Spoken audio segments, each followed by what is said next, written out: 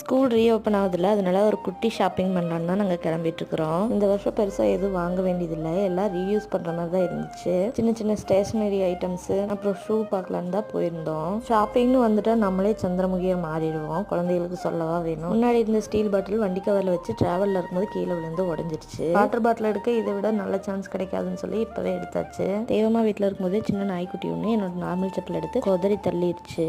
அதனால எனக்கும் ஒரு நார்மல் செப்பல் எடுத்துட்டு டாய் செக்ஷன் வந்து நிஷாந்த் குட்டி நெக்ஸ்ட் டைம் வரும்போது எனக்கு இந்த கார் வேணுமா அப்படின்னு சொல்லி புக் பண்ணிட்டு இருந்தான். அவன் சொன்னதுக்கெல்லாம் சரி சரின்னு தலையாட்டிட்டு அங்கிருந்து நைஸா கூட்டிட்டு வந்து போலோ சாக்லேட் தான் கையில வாங்கி கொடுத்த பயபுல அப்படியே டைவர்ட் ஆயிடுச்சு. ரீசெண்ட் டேஸ்ல இந்த மைதா பிரெட் மேல ஒரே கிரேவிங்ஸா இருக்கு. அதனால பேக்கரி போயிட்டு அது வாங்கிட்டு வீட்டுக்கு கிளம்பிட்டோம். முந்தின நாள் எங்க அத்தா டெக்கரேஷன் வேலைக்கு போயிருந்தாங்க. அங்கிருந்து கொஞ்சம் பூவெல்லாம் கொண்டு வந்திருந்தாங்க. அதுலயும் இந்த 2 பூ ரொம்ப அழகா இருந்துச்சு. ஆனா தலையில வைக்கலாமா என்னன்னு தான் தெரியல. எதுக்கும் இருக்கட்டும்னு 2 பூவையும் மிக்ஸ் மேட்ச் பண்ணி கட்டி எடுத்து வச்சுட்டேன். அப்புறம் என்னங்க இன்னொரு வீடியோவில் நான் உங்களை மீட் பண்றது வரைக்கும் பாய்.